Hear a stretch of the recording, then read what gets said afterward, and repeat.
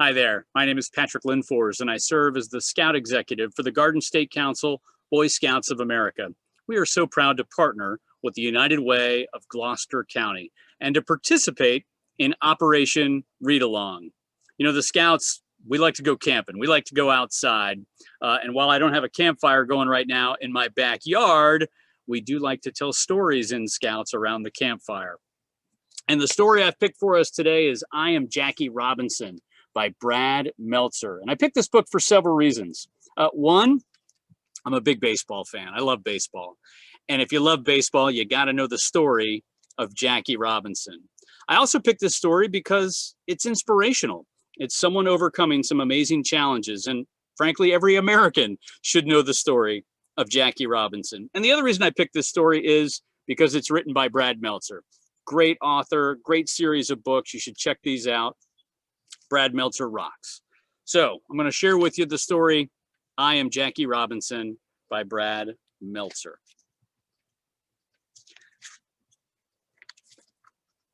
I am Jackie Robinson.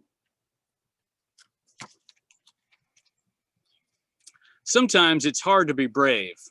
My mother was brave, and she liked brave people. When I was born, the youngest of 5 kids, she even named me after someone brave. Then there's some dialogue between members of the family. Jackie's mother says, his middle name will be Roosevelt, Jack Roosevelt Robinson. One of the kids says, why Roosevelt? Mom says, after President Teddy Roosevelt. He fought to make sure Black people were treated the same as everyone else. Another kid says, that's a lot for little Jackie to live up to. Mom says, you'll see, I'm not worried. But having a brave name doesn't make you a brave person. In fact, as a kid, I didn't like sleeping alone. I used to sleep in my mom's bed, but when she tried to bribe me, I wouldn't leave. Mom says, I'll give you a quarter to go sleep in your room. Jackie says, not a chance. It's better in here.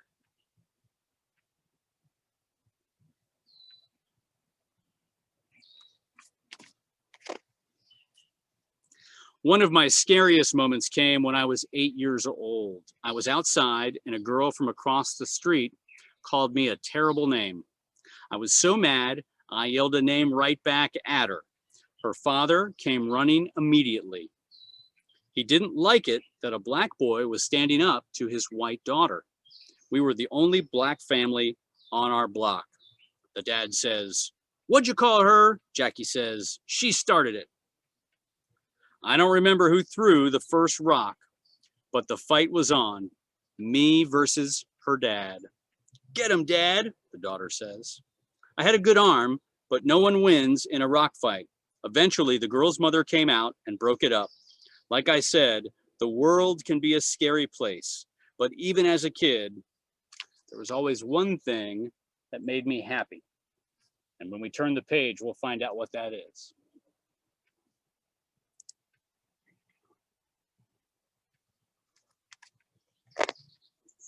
Sports and winning at sports. Okay, that's 2 things.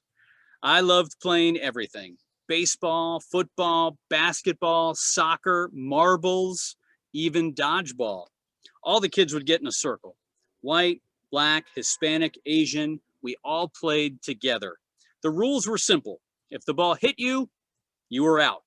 I'd duck, jump, leap, and of course throw, and throw, and throw. By the time I was done, I'd be the last one standing. But the truth was, they weren't mad at me for winning. They appreciated the skill it took. Those childhood games were some of the only times I wasn't judged by the color of my skin. Hooray, Jackie, how'd he do it? And what's that B on his hat stand for? You'll see.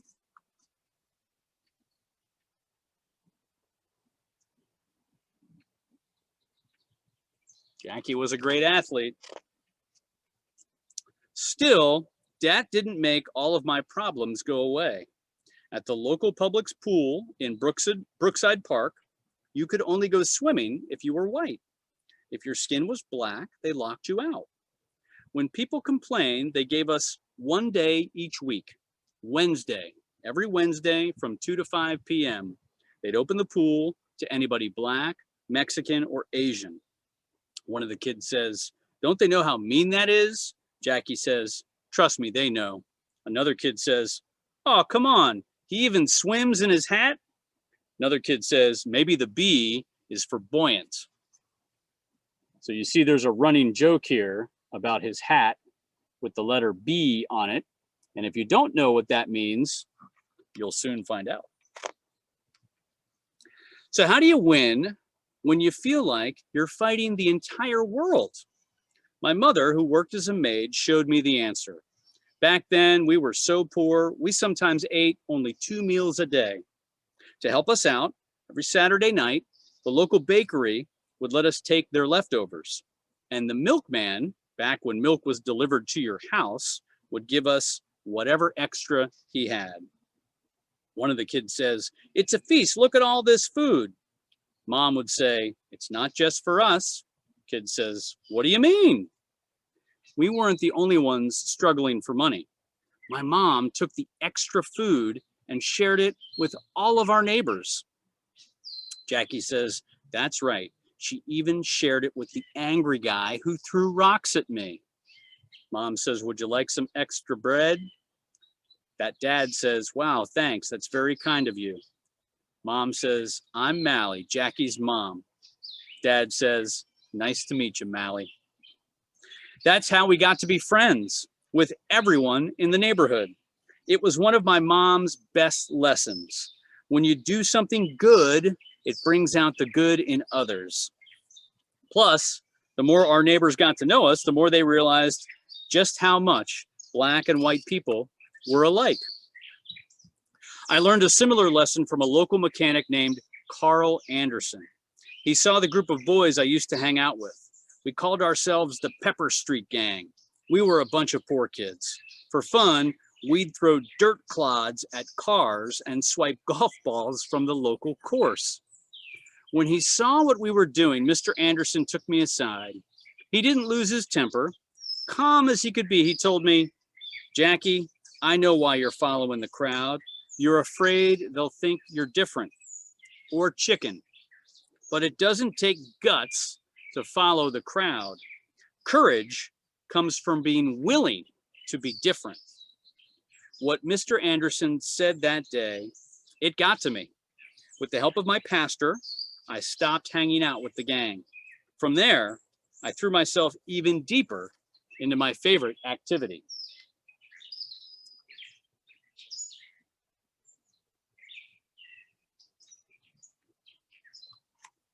Bet you know what that favorite activity is, right? Sports and winning at sports, especially baseball. As a teenager, I could run so fast. A local reporter noticed that in nearly every game, I stole second, third, and home at least once. Jackie says that isn't, or Jackie's reading from the newspaper. It says, "That isn't stealing, it's grand larceny." Man, that guy can write. Another guy on the other team says, "You were just on first base. How'd you get here so fast?" Maybe that B is for blast off. In college, I became the first UCLA student ever to letter in 4 sports in the same season: baseball and football and basketball and track. Jackie says, "They said I was one of the best football players in the country. 2 seasons in a row, I scored the most points of any basketball player in the league, and I won the NCAA title that year. Only one American jumped farther than me."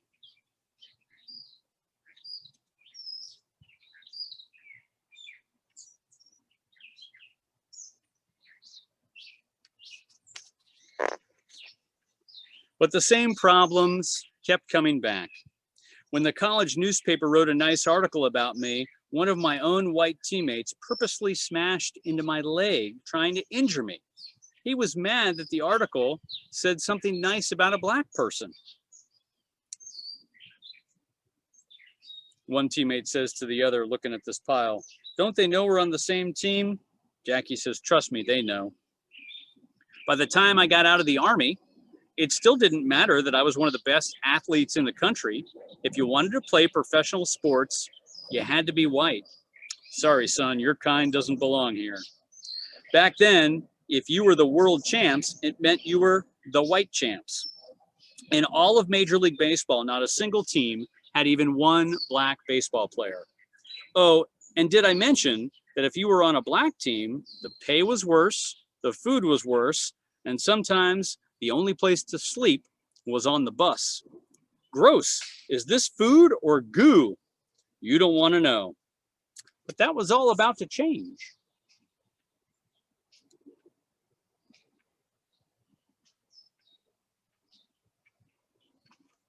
It was all about to change. Thanks to a man named Branch Rickey. Rickey was the president of the Brooklyn Dodgers, one of the most popular baseball teams ever. Branch said, I have an idea. The Dodgers will secretly look at black players. Are you nuts? People will stop rooting for us. I don't care. It's time to do what's right. With so many players fighting in World War II, Rickey had a plan for filling his team. After searching all across the U.S. and the world,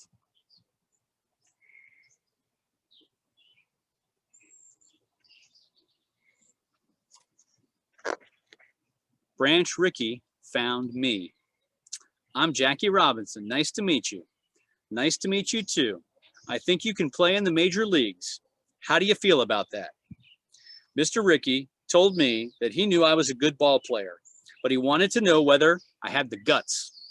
He warned me that many white people would be mad to see a black player. There's no one on our side, no owners, no umpires. Loads of players and spectators will yell at you.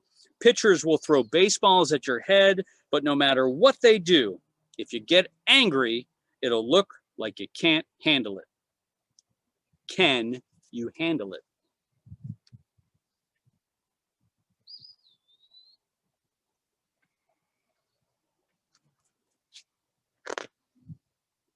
On April 18th, 1946, at 27 years old, I was given my shot. At Roosevelt Stadium in Jersey City, New Jersey, I played my first official game for the Montreal Royals, the Brooklyn Dodgers farm team. Thousands of black spectators had come to see what I could do. Thousands of white people were there too, convinced that a black player couldn't possibly be as good as a white one. It was up to me to prove them wrong. You better believe I was terrified. I didn't want to let people down. Then at 3:04 p.m., in my first at bat, I was thrown out at first. You're out. The next time I came up was in the third inning. There were two men on base. The pitcher decided on a fastball. I can still see it coming. Chest high and down the middle. But this time,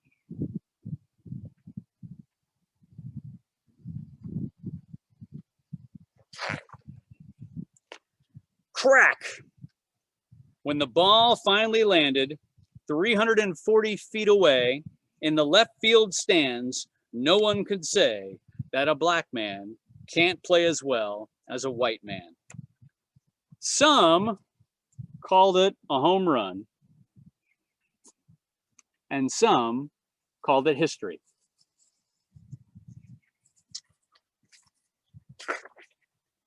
That afternoon, in 5 at-bats, I hit and got on base 4 times. I stole second twice, and I scored 4 runs. Hooray, Jackie, how'd he do it? When he puts that B hat on, it's gonna be for boom.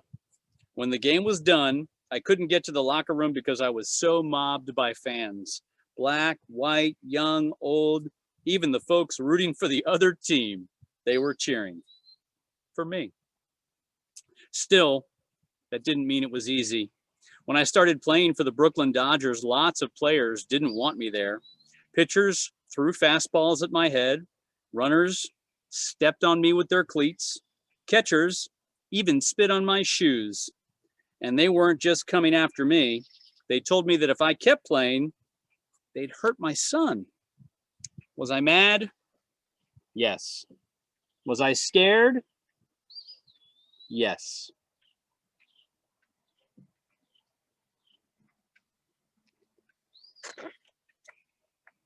But I never let it stop me. I told you the B is for boom. The B is for Brooklyn, genius. Game after game, I kept playing, knowing I wasn't just playing for myself. Each time, more and more people, black and white, were cheering. In the stands, fans wore "I'm for Jackie" buttons, and slowly, eventually, we were all playing together. Black, white, Asian, Hispanic, baseball opened up to everyone. It was just like those childhood games of dodgeball. Through the simple game of baseball, the country saw a new possibility, a new option. All they needed was for someone to go first. You see his stats? Stole home 19 times, was National League MVP in 1949 when he led the league in hitting and steals. The Dodgers won 6 pennants in his 10 seasons. He was one of the few people inducted into the Hall of Fame in his very first year of eligibility.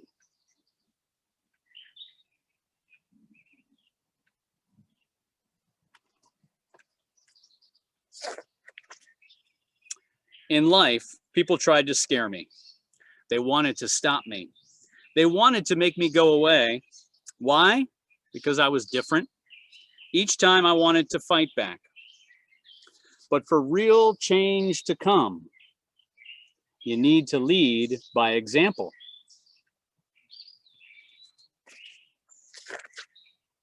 Being a leader takes bravery. But remember this, no one is born brave. No matter how big or small you are, there will always be things that scare you. It's okay to be afraid, just don't let it stop you. Remember that park where they wouldn't let him swim? It's now called Robinson Park. Today, no one in baseball can wear the number 42. But once a year, every player on every team wears it. It's the one day when everyone looks the same. There is real power in each and every one of us. Use that power to do what's right. Use that power for a cause that you believe in. And most of all, use that power to lead and help others. You know, instead of Brooklyn, you could have told people the B was for brave. Just like my middle name.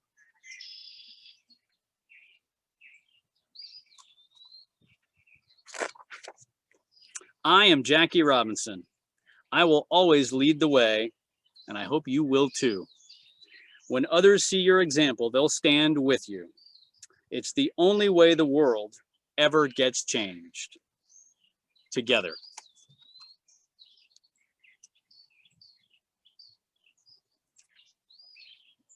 And that's the story, I Am Jackie Robinson, by Brad Meltzer.